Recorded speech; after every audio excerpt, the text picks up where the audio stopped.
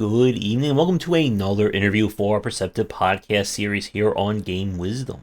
For tonight, we have a very special guest, as we're going to be talking to an author and game journalist who has just finished writing a book all about cozy, wholesome, and very much the joy of slice-of-life games. And we're going to be chatting about that, especially since I just finished my book focusing more on the design of these very nice and cozy games. So this should be a really great conversation. So please welcome to the podcast, Jupiter Hadley. How are you doing? Hello, I'm good. Thank you so much for having me. Yeah, it is great to have you on. Thanks again for reaching out about the book, and congratulations on the finishing and Mm. publication. Yeah, it's a whole long process. It takes a lot longer than you think to create a book. I know, Not longer than you think now, but as someone who's up to, I think, their 11th or 12th design book, I've lost count, I can attest to that. yeah. But it is great to have you on, and it's going to be fascinating to have another chat, or at least have a chat about kind of like cozy, wholesome, and why these games have really become important, and why we've seen so much of a popularity of them in like the last, maybe 9 to 10 years at this point. Mm. So, to start things off, since it's your first time on the cast, could you talk a little bit about kind of your background, and for people listening to us, what is the elevator pitch for your book? Oh goodness. We'll start off with my background. So I've been in games for a very long time now, actually. I started off as a person who's like interested in game development, I suppose. And so I did some little YouTube videos on game jam games because at the time there were only about five major game jams, and I thought it was amazing people could make games in such a short amount of time. And from there, I started doing some journalist work.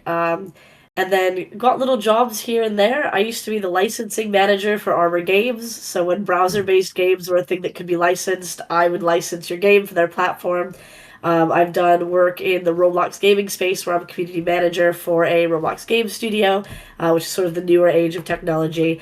But my passion has always been through writing and video creation, and I really, really love cozy games. So I do some journalism for PocketGamer.com, Big Boss Battle, and Indie Games Plus at the moment. I also run some events.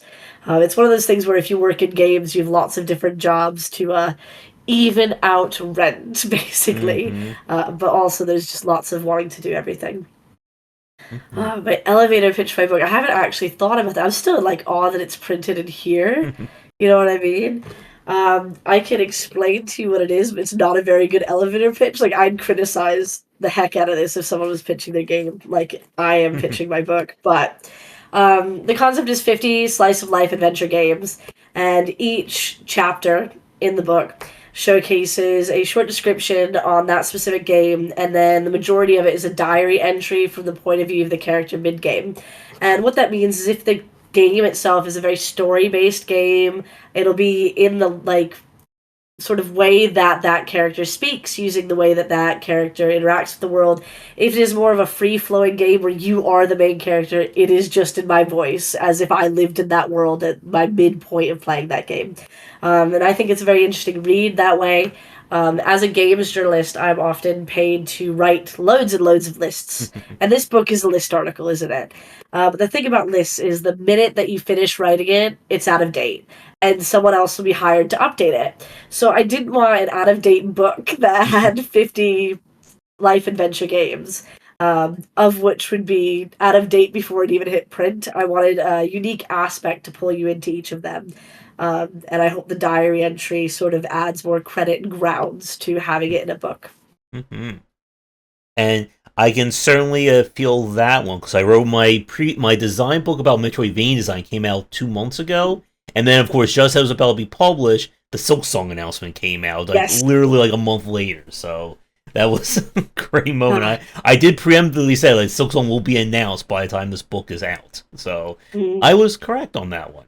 So when you mentioned Armored Games, that definitely piqued my ear. My ears raised. I'm sure for a lot of my fans listening, they have certainly have heard of Armor, and it's definitely fascinating. Because one of the things I talk about in the cozy book, at least from the design standpoint, was how these kinds of low stakes, very easily to play games really kind of began with browser based games. You know, the era of Shockwave and Flash. And of course, like Armor Games was one of like the best at that time, and there's still, I think, has is Armor now publishing like traditional games now? So Armor currently does still have the web-based, browser-based portal. However, it mainly runs online MMOs and that type of games. It's not the same Mm-hmm. ecosystem as the Flash era due to the way ad revenue and advertising has changed over the dot-com boom. Boop. But they do also fully publish games. So they have a team of people that do the console releases and PC releases of fully fledged paid games that you cannot play in a browser. And the current head of Armor Games, also John Cooney, who is from the Flash era. He made the Blue Elephant games. He is still releasing Flash games in full packages that you can buy on Steam, and they run, and you can't even tell they're really Flash unless you're aware of it, I suppose. And he's still releasing those in the same style, which is quite interesting. Mm-hmm. And I guess like again, like I won't like ask you like spoil all the games in the book, but are there any like major ones or any ones that you really want people to know that you discuss? Mm. There's so many. I'm gonna look at my book. I have my book. There's so many good games in my book. I love my book. It's actually kind of already spoiled online because the video game book archive has listed all of the games. I've told them to list all of the games in the book, but I don't know. I love cozy games. Some of them are not so cozy. There's a couple not so cozy in there, which is okay. I think some of my absolute favorites that I got to include in this that might be lesser known um, is definitely Rolling Hills, which you are a little sushi making robot who's come to a small town to make sushi and solve these weird mythical mysteries that are plaguing the town while you're there. And then you also get to go in your dream world where you have hands. You do not have hands in real life. Wild. Just that, like, it's so weird. It's so out there. And I really, really enjoyed just the I don't know, the cuteness, the story, the way that that game completely worked. It was a really, really fun one. I also love Moonglow Bay. I always feel like Moonglow Bay ended up being such a big game, but maybe it didn't. That's a game where you are starting off in a small fishing town. You mainly fish and make food and sell food, but the story behind your character is one of your lost love. Your love went out to sea, it was never seen from again, and you've been depressed for years, and the town has gone downhill, Mm-hmm. and everyone's afraid of the ocean, and you kind of make amends with the town and amends with the rest of the world and within yourself through fishing, exploring, cooking. That one's a really good one as well. There's a lot of fun, cozy and not so cozy games. And we've got some bigger games in this as well. Like Cult of the Lamb is there. I spent a lot of hours in Cult of the Lamb. Is it cozy? I think so. Is it wholesome? You know, that sort of thing. But yeah, it's a great mix, I think. And a lot of lesser known indie games are there. I have a big passion in indies. When writing a book, so I have a publisher, and the publisher had lots of great suggestions. And on the title, they did include like the two biggest games, and that Mm-hmm. was like their decision. But it is primarily indie games beyond Hello Kitty Island Adventure and Tamagotchi. There's also the Tamagotchi Adventure Kingdom. My bad as well. So apart from that, they're all indies, which was really cool to do. Mm-hmm. Yep. And so much about kind of like cozy and wholesome games has really blew up thanks to the indie scene over like the past 10 years. Now, of course, as you show in your cover, Stardew Valley is certainly one that is heavily featured, and it's one that I talked a whole lot about from a design standpoint in my upcoming book. And when it comes to like kind of cozy design, wholesome design, that kind of thing, what kind of like attracted you to wanting to write about this for your first major book? Hmm. So I play a lot of games as my job. I always have. I always do. But the games that I played beyond the point that I was done for reviewing it, or beyond the point that I was done with a list article, was always cozy slice of life games. They were always games that just felt nice, and they didn't feel like violent or I don't know, puzzle. Like I do like puzzle games, but they didn't feel like you had to think. It was just you in a little world making a little difference to your town, hanging out, And those are the types of games that I really found myself spending my weekends playing, no longer at work and playing. A book, as you know, is a lot of words. And as a journalist, you do have to write a lot of words, not as many words as a book. So when I was, I don't know, when I started deciding that I wanted to make a book, I was just thinking, what could I write about and not get sick of within that like 50,000 word count? Because that's so many words. And slice of life adventure games. Oh, easy. I can just do slice of life adventure games. We ended up with the title "The Best Life Adventure Games" because slice of life isn't really a term used widely outside of like very niche indie genre. But to me, they are very much slice of life ones. And it's like almost like a love letter to the games that I very much enjoyed. And there have been some outliers. I do really like Binding of Isaac, for example, which does not fit into this at all, you know? And I play a lot of Pokemon Go, which isn't cozy or life game in any way. But life adventure games in the cozy realm are what have always kept me going almost and kept me interested in gaming beyond what may be considered work. Mhm. And now you mentioned Binding of Isaac, I think we need someone to do a book from a narration of Isaac's journey through that. That would be an I interesting am a child and my mom is locking me in a suitcase. Where is CPS? Uh, And yeah, like as you mentioned, like slice of life. That was something that I discussed a lot as well, and it has been, I think, one of the major, like, charming aspects of these games. Obviously, I'm sure you and the audience is well aware of Animal Crossing and how yeah. I think like Animal Crossing was like, wow, it was like what 2002, 2003. I always forget the It year. was right before lockdown. They released. I can't believe they caused a global pandemic so that people would be home to watch or to play their games. Like that was Nintendo was literally just what that they did. I'm pretty powerful. sure. Ah, And yeah, like the whole like slice of life aspect has been, I think, a major attraction for a lot of people. Because as you were describing some of the games that you were playing, and again, like people who listen to me, like I have played a whole lot of reflex style games, action titles, hardcore, the whole deal, and that stuff is great for me. But for like an average person, they may not want to come home after a hard day's work and go, let's play Doom Eternal on Ultra Nightmare to relax, or Sekiro, or Ultra Kill. mm. I think that's part of why more cozy and wholesome games, as you were saying earlier, are coming out more and more. Mm-hmm. Games have always been escapism for people, right? They're a way to come out of whatever's happening in your life and you focus on something.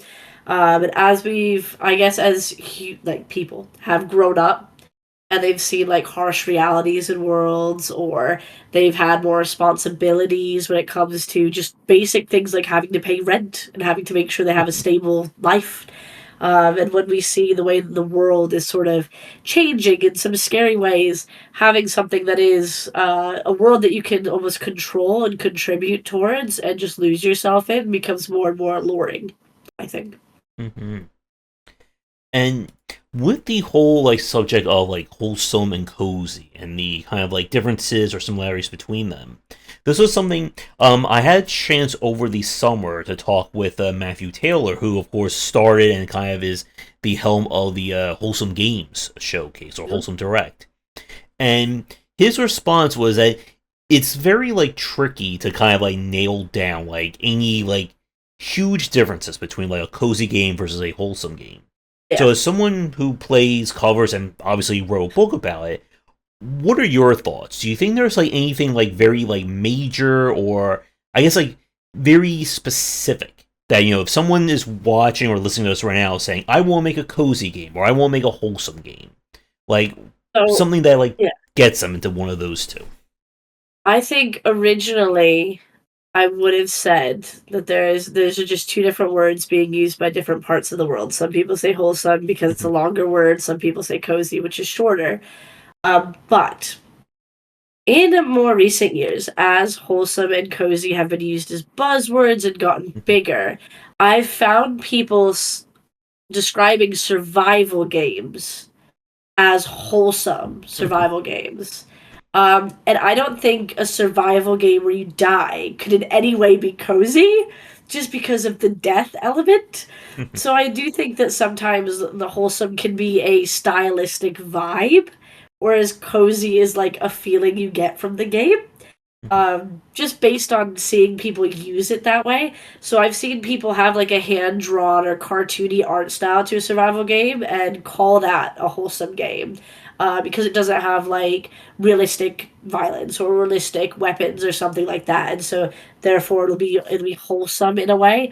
Whereas cozy, I've only seen people refer to games that have the feeling of coziness, the not having timers, not having set goals, not Hmm. having like you have to do all of these things.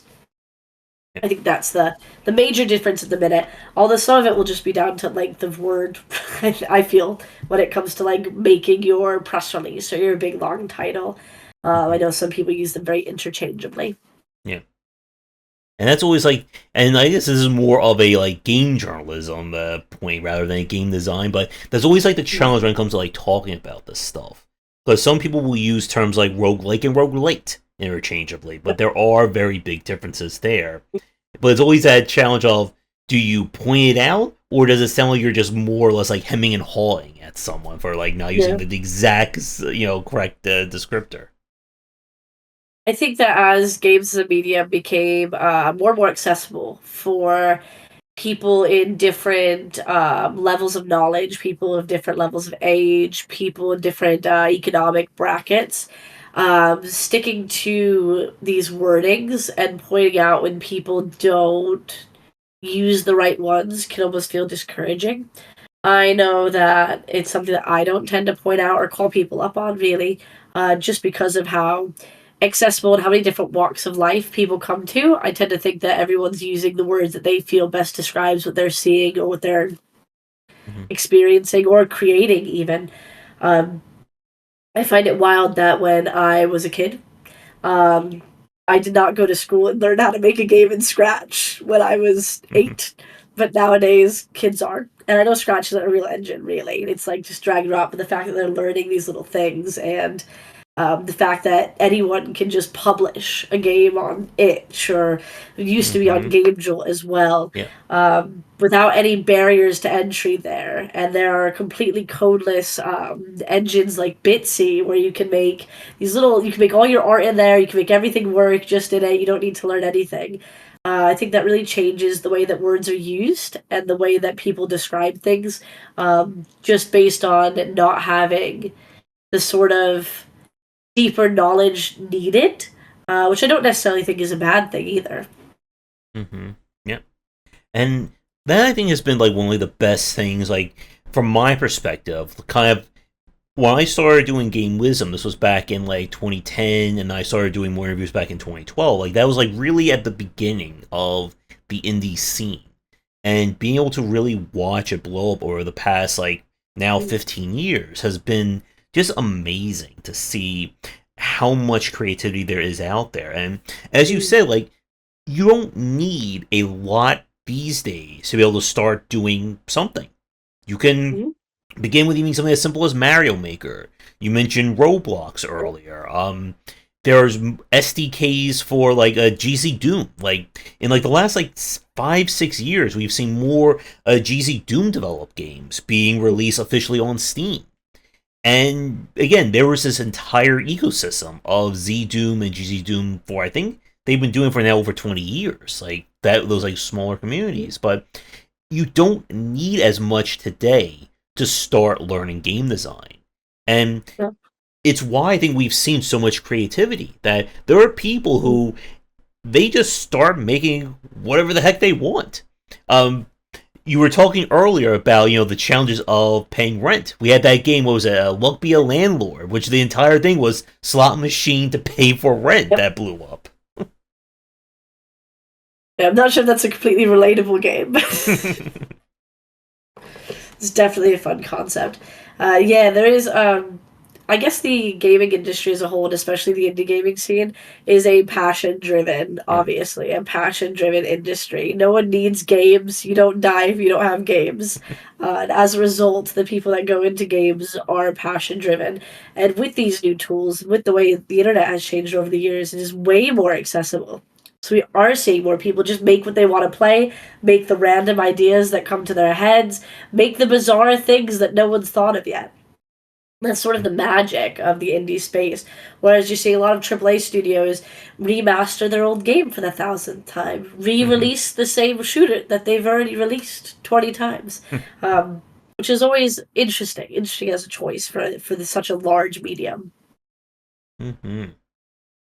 And with kind of cozy games as well, like one of the things that I mentioned in my book is that we really haven't seen like in the AAA side as much of a push at more cozy and wholesome games. Obviously, of course, Animal Crossing being a noticeable or notable exception to it, but when we look at kind of again like the huge names, and of course the ones that you mentioned in your book, they've all been predominantly like indie titles. I Mm. mean, Stardew, despite being this monolith, just really started out as It's just really this idea from one guy that just wanted to make a Harvest Moon like.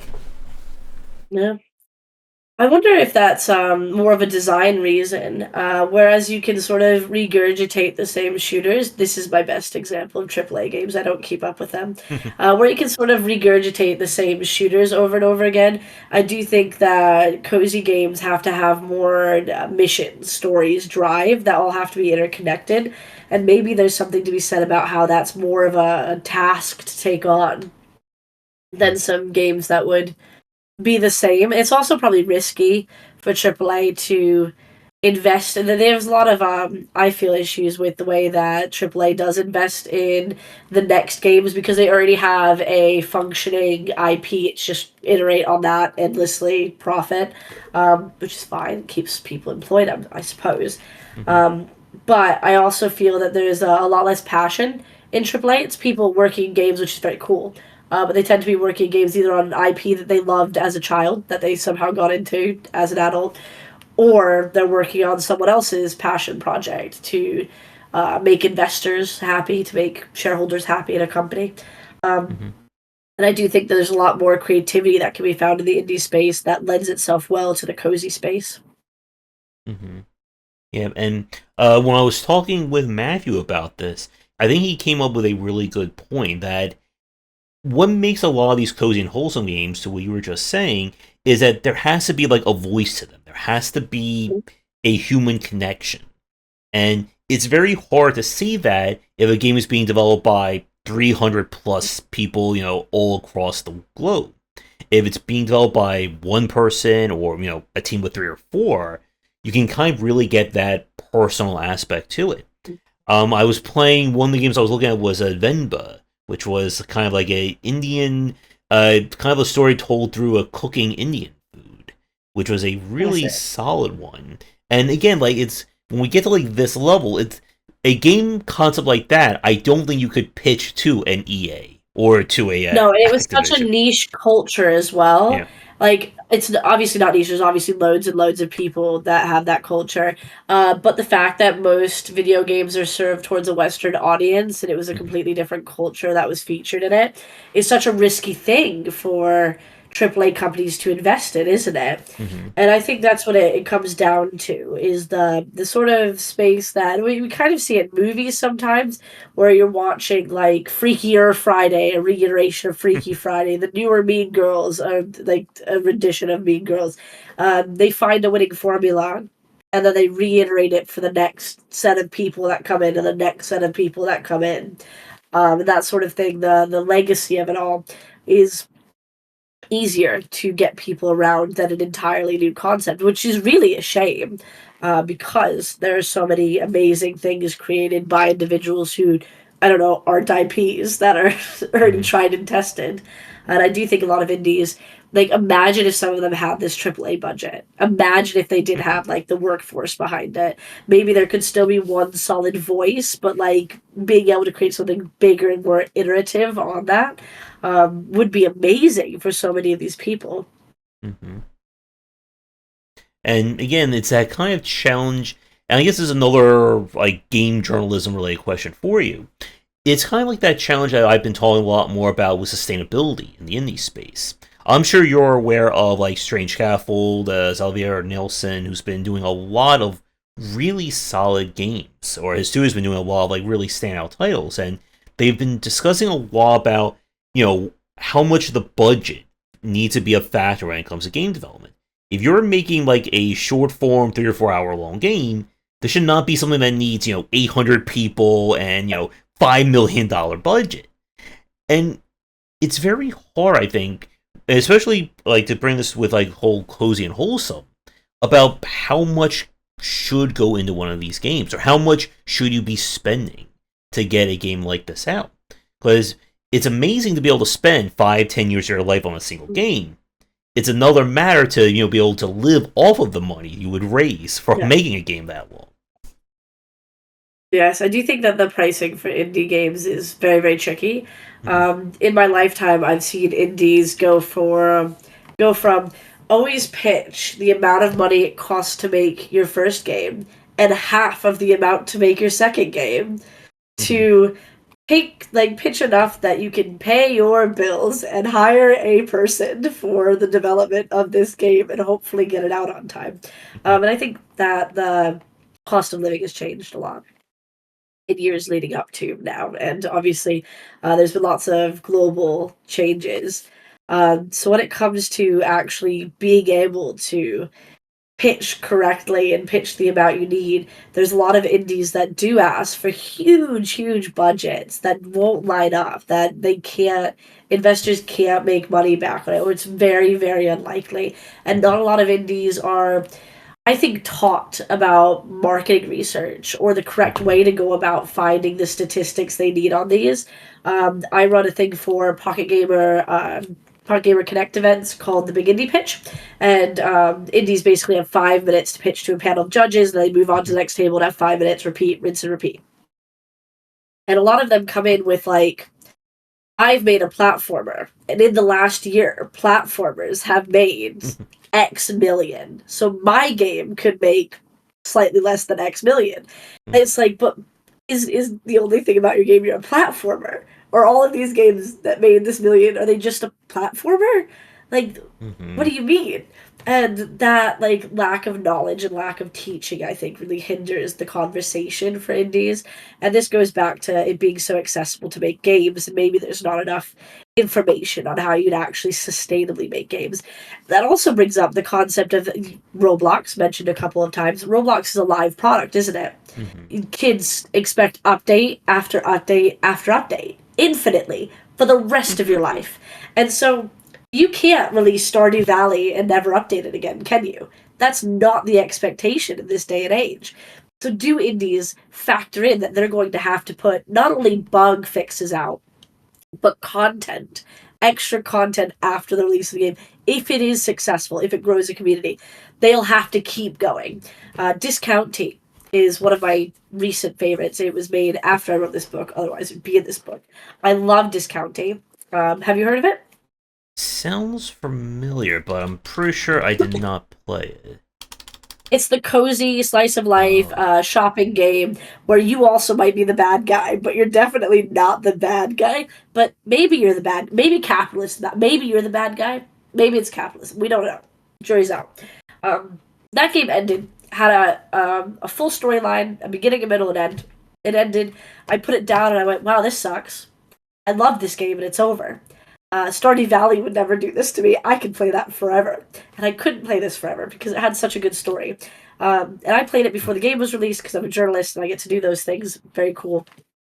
And then the game got released. It did really well. And then they were like, by the way, we've added the next chapter. And I was like, what do you mean you've added the next chapter? Oh, the ending that I didn't feel satisfied with wasn't actually the ending because you planned on iterating further on it. And that's why all of this unfinished stuff in the game was there. Amazing. I'm going to dive straight back into that.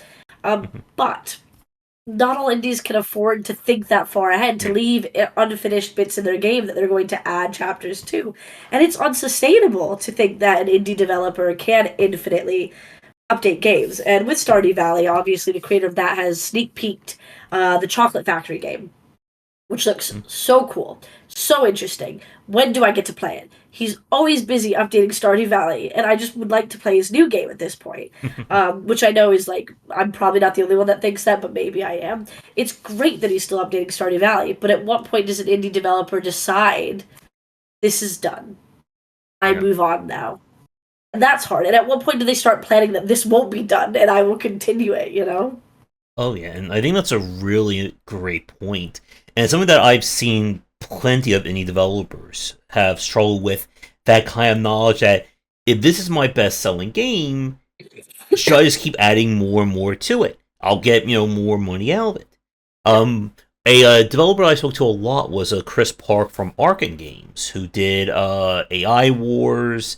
He's working on a few other games right now, and a lot of his mindset has really changed over the 2010s. Like when he was first making games, the idea was this one game I'm going to literally put every single idea into it, no matter how long it takes. 1.0 is just the start. We'll have 2.0, 3.0, 4.0, and you get the picture. Today, it's like, okay, I want to get a game out there that is not going to take me 10 years to make. If it's good, great. If it's, amazing, I have other ideas I can do with it. If it's just okay, done, ship, lock it down, we move on to the next. And it is that very tough line to walk, because of course, as you mentioned, Stardew Valley, the update to that one is part of the reasons why it's been long-lasting. That when I was playing Stardew Valley for research for my book, I started looking up like all the other YouTubers, and there's an entire microcosm of YouTubers and streamers who just play Stardew Valley and do Stardew Valley challenges and the mod scene. None of that would have been possible. The developer just said after 1.0, okay, we're done, see you later. But as you said, there's also that counterpoint of most developers are not going to be able to sit there and think, okay, I can add 15 more years of content to this game. I think every indie developer watching has just got like a knife, they just feel like a heart pain in their chest as I said that. And it's very much, I think, one of the things that it's really on a case-by-case basis, but it is something I think a lot of consumers are expecting. Even with like games that I've been playing that are like still in early access, people are like, okay, you'll hit 1.0, what are you going to do it, a year after 1.0? Mm-hmm. And I think that there's also in the time frame. So a lot of indies did used to spend 10 years on a game. And I think now, because the internet moves so fast and styles move so fast and genres move so fast, it's actually very dangerous to spend that long making a game because it can look outdated. It can look 10 years old at like launch. And I think the way that we talk about game releases now are different. So as you mentioned, sometimes they'll release, like it happened way often before, where a 1.0 was released and then the game was released a year down the line and there was it's an alpha basically. But now your first launch, your early access, your first version of your game, that's your biggest moment. Yep. And so if your game's unfinished, sneeze, sorry. I have a little bit of a cold that's not leaving me at all. But yes, so that first release, that first moment is your biggest moment. And if you don't prepare for that to be your biggest moment, you lose it completely. Yes. And like I've seen developers, I've been telling them as well that you can't treat early access as nothing. That the real launch is when the game's at 1.0. No, the real launch is when it has a store page and you're promoting it on Steam or even on itch. Yeah, the only way, in my opinion, that you can do a micro launch or a launch before the launch is a time limited demo, often tied to a Steam sale.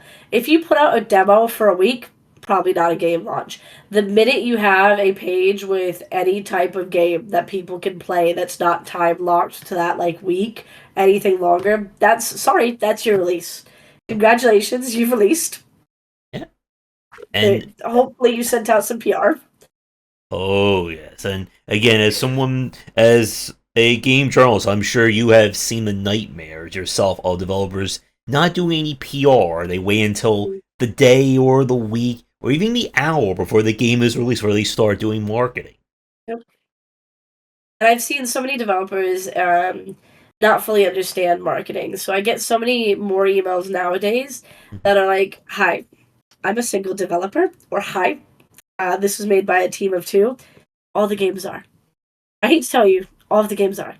This no longer makes you special. Please just tell me about your game, and also include a way that I can play your game." And that's, that's what we gotta focus on now. Because there are so many varieties of different developers, no one's making it as a single developer anymore, as that being their, like, cool thing about them almost. And that's interesting. The way that the whole field has changed has been a lot. A lot, a lot. I've started a second book. I haven't talked to anyone about the second book, though. I've started a second book because my publisher accepted a second book, so that seemed like a fun idea. But it is not a list article. Let me pull up the actual name for it, because whenever we do names, I'm actually not good at naming anything. Same. So I call it horrible names, and then they go, no. Sorry. It's the origin of indie games. So I'm working on a book called The Origin of Indie Games, and it's at the moment, we'll see how it is when it's done. Mm-hmm. It's a sort of timeline that talks about my life in the games industry, but the wider games industry as a whole, and the way that King Source is where game indies used to hang out, It's where everyone spoke. And then over time that changed, and it highlights the flash era of games and the prime of browser-based parts of the industry. And it goes into influencers and the rise of web platforms to upload games, and game jams and where they came from and where they ended up. And it weaves all throughout these different milestones, I suppose, and changes in the industry during these different times, with a bunch of interviews from different people who have worked in these sectors of games and have created King Source and created game jams and made the industry how it is today, which has happened in a very short amount of time, but a lot of that history is lost. And it touches on preservation in the future, and what happens when Steam inevitably goes down and we lose everything because we don't own anything, and what are we doing to preserve the games that have gone. So it's really interesting to sort of have been a part of this for so long and see how the industry changes and how it's molded with the fast growth of technology and the internet and accessibility as well. Oh yes, and yeah, like you said, when it comes to like game preservation, like these are just like very important aspects of like how much games have really grown to matter. Again, like I started playing video games back in the '80s when people thought Nintendo was just going to be this like dumb little toy that you would grow out video games. Like no one above the age of 10 would play a video game anymore.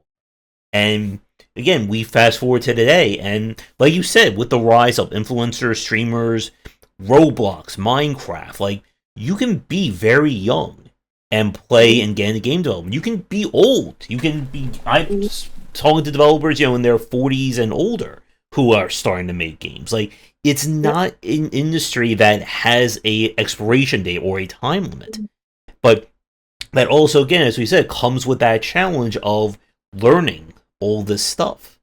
And if you don't learn it, you're just going to end up in a lot of hopefully, like on the bad side, just an okay game. Worse side, you get in with a whole lot of debt of spending too long making it. And a loss of your dream. Yeah, there's a whole lot that can be said around sort of needing that knowledge base. And a lot of writing the second book was around, I was looking up something. I don't remember what it was. It was around game jams. I did a lot in the game jam space, and I always dip back into it because I find it magical that people created games and do create games in such a short amount of time. I could never.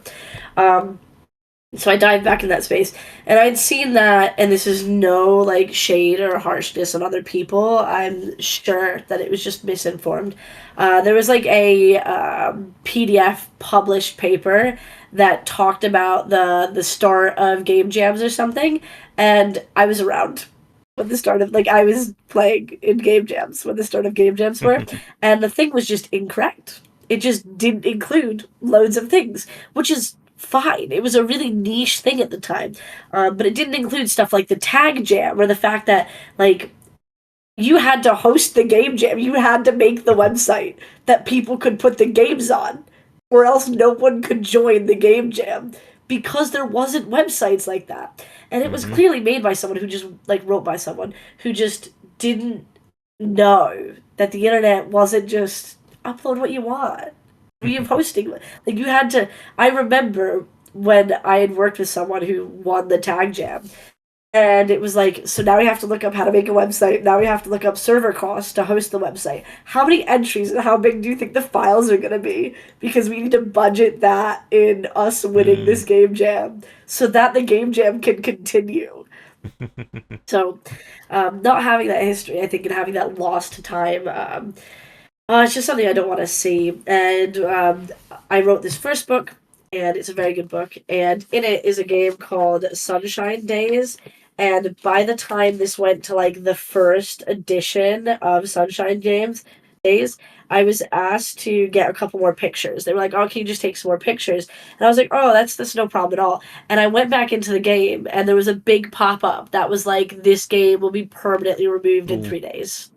It's it's an online multiplayer cozy game, and it'll be gone in 3 days. So enjoy. And I thought, oh my god, what do you mean? That's so sad.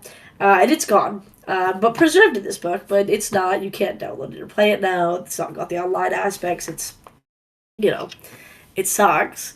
But seeing so many games get lost the time as well is such a wild thing, I suppose. And very, very sad, I suppose, as well.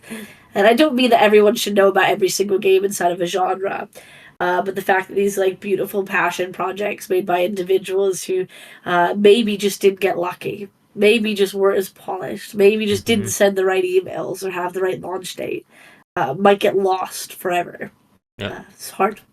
Oh yes, and that was something I talked a lot about when I was discussing like the series, the mobile genre, and kind of how many mobile games have gone end of life or end of service over the past like 8 to 10 years that you just literally can't play anymore. They're gone. Yep.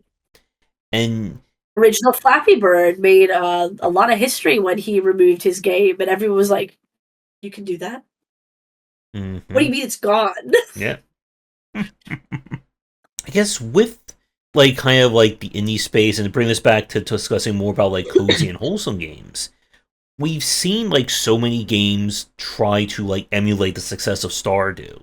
The My Time at like Portia series, Slime Rancher 2 that just I think launched in out of early access like about a week or so ago. And it's very hard, I think, for a lot of these games to kind of like I guess like get like the same amount of oxygen as when we talk about a game like Stardew or Animal Crossing. And I guess like from your point of view, like writing your book about so many slice of life games, what has been kind of like your perspective on like I guess like what's stopping or like any like stumbling points that has stopped some of these games from reaching the same space as a Stardew or some of these other larger titles? Well, Animal Crossing has Nintendo's budget Yeah. in marketing. So just that conceptually, that they had that budget marketing, miles ahead. Indies cannot afford that much like generalized money towards just advertisement. When it comes to games like Stardew Valley, I think the developer even talked about it being just like the right place, the right time, the right people saw it, and then the right momentum picked up because it's a single developer. Super rare. Stars aligned. They got lucky. They moved on. Like, great for them. I don't think the key for indie developers moving forward, especially in the cozy, wholesome space, is to try to make a breakout game that everyone's heard of as much as Stardew Valley. I think that developers can have success by having their own communities and by tapping into the existing communities around these types of games and finding enough people wanting to play a new iteration of a cozy game. And just that's what they have, that's what they hone in on, and they have enough to survive and thrive in themselves. I was on a panel with a mobile game developer called Sophia, and she makes games that are not cozy. But she makes games that are artsy, I would say. She's like very artsy person, very artsy driven. And they often are about her experiences, and they are not family friendly most of the time. And sometimes they're just like gut wrenching experiences that she's had. Um, or finding herself, basically, and like that sort of narrative. And no one else has heard of her games, really. But she makes enough money from her little community, from the people that have seen and have played her games, from the people that champion those types of games, that she can keep making games. And I think that should be the new goal. It shouldn't be have a breakthrough, have the next Minecraft, have the next Stardew Valley, have the next. It should be have a game that pays for itself and allows me to continue doing what I enjoy doing. Because when you get an average, like, run of the mill job, when you start working at like a Walmart, right? Your goal isn't to like own all of the Walmarts or have the biggest Walmarts or have the most well known Walmarts in the area. Your goal tends to be to get to a comfortable position where you're able to do a job that isn't too taxing on you, that isn't too hard for you to do, and that allows you to live the life you want to live. And I think that chasing a dream that's impossible, especially with so many games released, especially with statistics that come out saying like the games purchased on Steam over the last year, 80% of it were games that were made like 5 years ago or something very crazy like that. That sort of thing makes it so hard for indies to ever be able to be the next Stardew Valley, and that once in a lifetime the stars align thing. But if everyone started focusing on making a game that allows me to live my life the way that I want to live my life comfortably while I create, that's a more obtainable goal. Yeah. So I'd say it's through community building overall and chasing platforms. Community building was a lot easier before like Twitter imploded, and then not everyone went to Blue Sky, and I don't know what happened with Threads. We see it now cropping up a lot in Reddit communities, so finding where your community is and like infiltrating that and building up your own, I think, is where we're going to see a lot of developers be able to sustainably stay in the industry. Yeah.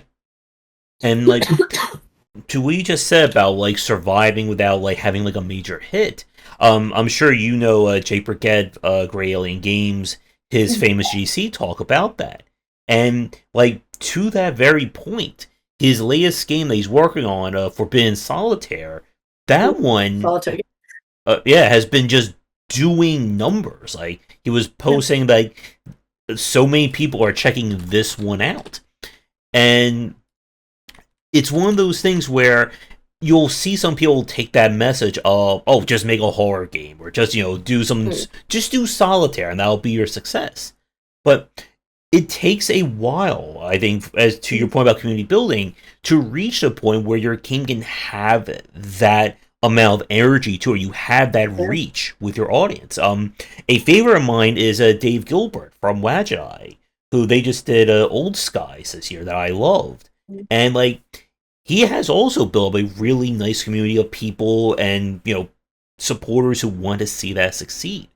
And like to both of those developers, I know they're not bringing in Call of Duty money. They're not getting anywhere close to Stardew Valley. But as you said, if they can earn enough money to keep the lights on and support their next game, that is a win. And you really can't go into game development these days thinking, my first game is going to sell as much as Balatro. It's more than likely not going to happen. Yes, and moving back to the Solitaire developer, if you look back at some of his first few games, they are sort of just reskinned Solitaire. Just different themes, which was fine at the time. That was a niche, it was needed. I do like the way that audience growth and, like, I'm not going to say manipulation of your audience, but the way that he was able to go, here's Solitaire, and a little bit of a different genre. Pour I still have my solitaire game, and then here's another solitaire game, but just a little bit more of another genre mixed in.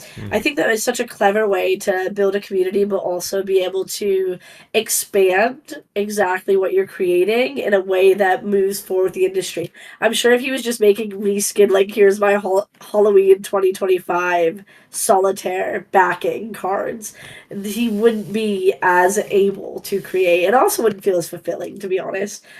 So finding your community and finding what your community expects from you and what about them you can continue to iterate on is such a powerful tool, I think, when it comes to sustainably building indie games. Mm-hmm. Yeah.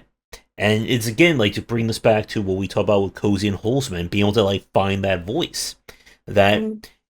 you need to have like that space to be able to tell that emotional story, and it has to be done in a way that allows you to make your next game. Because if that game just ruined your whole studio, more than likely you're not going to be able to make anything else or continue telling stories in this style and tone. Mm. I agree, yeah. And speaking about like telling a story, I wanted to circle back on what you were saying in terms of like writing, I guess like a point of view of the character for each one of the games in your book. And I just want to like give you a chance, like what was that like? Kind of like thinking about these games from like a character's perspective and trying to put that voice in the book.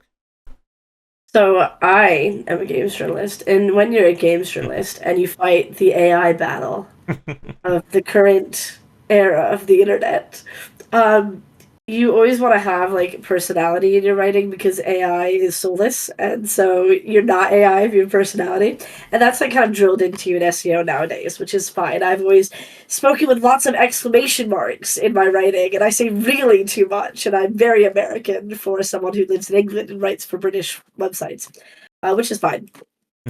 But when it came to writing in the character's point of view, I started off, to be honest, with Animal Crossing. I started off with Stardew Valley, ones that had very quiet voices almost, very like you can put yourself in those shoes. And I sort of built up to it because I was really enjoying writing it from my own point of view because I'm me and I know me so well. Then I started looking at games like there's a game called Lake, and you are a post office delivery worker basically taking over after your parents have gone out of town, just to help out. And there's lots of little micro stories and interactions, and that character, because you read that character's dialogue all the time, has a very laid back tone to it. So it was a lot of playing through that and trying to discover how that tone would be and like reiterating it. And there's another game in here, The Good Life, which is also not an indie game actually. I don't think it's technically indie. If not, it's like the AAA indie sphere. And in that, you play a character who's always angry. She's just so mad at everything. And she also has phrases that she uses whenever she's talking to people. So I pulled a bunch of those phrases, and then the publisher was like, "Some of these words are inappropriate.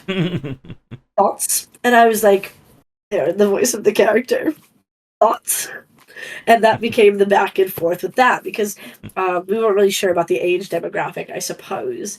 So it is an interesting mix, and I obviously my friends have read the book and they speak to me because they're my friends, and other people have read the book too, I'm sure, but they don't speak to me.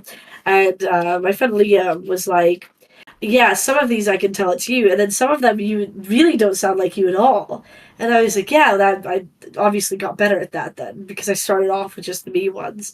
There are so many cozy games that do have a bigger story, and I just spent a lot of time playing them and trying to figure out what made like what tone I suppose those characters had and what they commonly said that would make sense to reference or use within their own chapters, I suppose. Hmm. But yeah, it was definitely a challenge.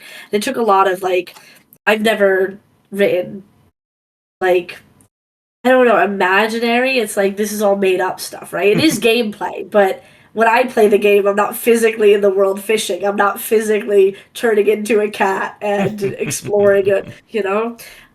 So it felt like less informative than what I was used to. But I hope it came across really well, you know? Yep. It sounds a Yeah. And lot I think, like the evolution of like after action reports. Like as someone who grew up playing like XCOM and a lot of tactical strategy games, doing something like Darkest Dungeon, being able to kind of put a story to this gameplay of what's happening yeah. in between the scenes is a very fascinating part. And again, it's very good creative writing. Hmm. Yes, and I think that I was very new, I suppose. I haven't done a lot of creative writing. So it was very interesting, a very interesting challenge. Took a lot of work on it. I wrote this over a year ago, and then I spent, I think, 6 months on it writing it. So, Hmm. yeah, took ages. I know. I know that feeling for sure. And Yes. I guess as another question for you, for like these kinds of books that are like list style and trying to like nail things down, I'm sure for you, I had this trouble as well, trying to pick exactly which books or which games I wanted to include, which ones kind of didn't make the cut. What was that part like in terms of trying to term? Because as we said, there's a lot more than 50 cozy games out there these days. Oh, I think that my relationship with writing a book also was like this, and then my relationship with the games that I wanted in it was like this. And there was some games I had to include in it. Yeah. So the cover is from the game Grow, Song of the Evertree, which Mhm. is a stunning game that I feel like not enough people know about, and it's beautiful. Look at my little dragon creature. Love this. It's also on the back.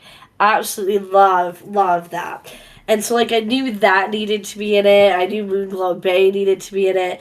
And then we needed some bigger titles like Animal Crossing and Tamagotchi Kingdom, to have some titles that maybe more people might know. So there was that initial like here are some games. And then there was some like legacy games that I consulted with some other journalists and they were like, listen, there are just some games you can't leave out. And that ended up being things like My Time at Sandrock and, ones that are iterative that a lot of people have heard of. But it was hard. I also, when I wrote this, wrote about two games that weren't even out yet. So I wasn't even sure if they were ever going to be completed. That was hard. That was a decision. I couldn't pick too many games that weren't out yet because that's super dangerous. But my book actually came out before a Tiny Bookshop came out, and that's a game included in my book. And I got to play it early as a part of my job, but that was a hard one. That was like, and also Go Go Town, which is now have infinite iterations of it. I had emailed them and I was like, I need your release date because in my book, the diary entries, and I didn't explain this anywhere because it's my first book and I should have. Each of these have like little diary entries and they're dated because that's how you do a diary. And the date is actually their release date on their main platform. It's their first release date. And they were like, we are never giving you our release date, Mm-hmm. you sneaky journalist. And I was like, I'm putting it in the book. And they were like, the game's not out. And I was like, yeah, no, it'll be fine, please. And the same with, there's like a Galaxy game in here as well, and little known Galaxy. And I told them that I had included their game in my book, and they were like, "You can't, our game, you can't play it. You've not played it." And I was like, "No, I had a build from judging this event. It isn't out." So that was a nice adventure to solve. I think that a lot of it was down to vibes, and if I felt like the game fit more than other games. But it was a hard decision, and we got to word count, and I was like, "Wow, that's it. This is all that can fit. That's it." Mm-hmm. That's kind of the difference between books and articles. Is you can always add more to your list on a website. You cannot you cannot force your publisher to print more pages. They have strict guides. Mm-hmm. Yep. And as we said, like for a lot of books, you can always have that switch where a game comes out and just completely outdates your book before it was Yeah, even finished. There. yeah. All right, we are approaching an hour. I think we can start to wrap things up. I guess anything that we didn't discuss about like the book? Any like specific details, anything special that you wrote about that you like to mention for people listening? Oh goodness, I don't know. This book is so good. It's a very good book. 10 out of 10, I'd rate it. Um, I think it's very, very like well designed as well. If you're looking for a good coffee table book, Mhm. on them I included like this little box. I don't do layout. I'm a journalist, but I've got like the developer who it's published by, the platforms, and I think that makes this page so informational. And it's such a good juxtaposition to some more beautiful pictures, and then a diary entry. Um, it's just for people who like cozy games and want to put this on their coffee table, flip through it, maybe find an adventure game that they can enjoy in their free time, and buy it and support indies primarily. And I think that, it's got a lot of passion in it, much like the industry. And I am so glad to have written and published a book. Mhm. And I guess I guess like a few like set of like final questions for you. As this was a question that I asked Matthew about in my book, and I want to ask this to you as well. When it comes to like kind of like cozy and wholesome games, and like obviously as we said, there is like very specific differences and aspects that you need to look at. For any developers listening to this right now, do you have any advice from all the games that you've played, the ones that you cover, that they should be taking note of if they want to make a game that's cozy or make a game that's wholesome? It's so vibes. Immerse yourself in what you want to create. See what other stuff's out there. Look at that and see how that's criticized or see how it's accepted as being cozy or wholesome. And understand what aspects make it feel that way. And I think with something that's not so black and white, like it's a platformer, that's such a black and white term. You look at a platformer, you know it instantly. Cozy, sometimes you can look at it, based on vibes, like based on visual vibes, but other times it's more of a feeling people get when playing it. And with that, you need to make sure that you're focusing on things that do feel cozy and not making yourself a cliche or another iteration of something that's Mhm. been completely done. I think Stardew Valley being an iteration on past games, but adding just more, And Mhm. then Moonglow Bay, not Moonglow Bay, Coral Island is an iteration of Stardew Valley, but is more, it's more on top of. And that sort of way of creating games happens a lot in the cozy space, but it needs to be looked at, not only taking references from other cozy games, but adding your own bits onto it, adding your own more, and making Mhm. sure it still remains feeling the same vibes as something cozy would. That's a long-winded answer. Mhm. Hope it's good. Yeah. And again, like I could spend an hour or two discussing about adding more in iteration. Like I can certainly go at length about that. But I think this is a good point to wrap things up. So, for the people listening to us right now, is the book currently out, or does it have a publication date? It's out. It's out if you order it from the website, which is penandsword.com. It's the best life adventure games. You can get it next day delivery. It's coming out. You can pre order at Waterstones and Walmart, it looks like. But that's coming out more towards Christmas in November. You can also get it on Amazon, but again, you're looking at a shipping date more towards Christmas. The quickest way is Pen and Sword. And you can also, because it's the publisher, it's direct, it's a little bit cheaper too. If you're in the UK and you're going to game expos, like Blackpool has a retro gaming expo this weekend, tomorrow. Um, there are a bunch of my books on a table there. I didn't even organize that, so thank you for whoever did that. That seems great. Yeah, so it's out, it's live. I've got 20 of them in my house. Exciting times. Mhm. You can also follow me on like Twitter and Blue Sky, and I talk about things that I write often. All right. So I'll include links to the publisher site in the show notes. If people want to follow you, if you want to mention any social media, go right ahead. Yeah, I have Twitter still, which I'm not calling X, which is just my name. It's Jupiter_Hadley. And then I'm also on Blue Sky at JupiterHadley.com, like the at JupiterHadley.com. Those are the best places to hear me ramble about things that I write and stuff that I do. So yeah, that's me. All right. Well, I think with that, we'll wrap things up. So I guess to take us out, any final thoughts about book, writing it, cozy, wholesome, just, anything for us to, I guess, like, tie a bow or tie a ribbon on for our discussion? Oh goodness, that's also a lot of pressure. There's a lot of pressure in some of these.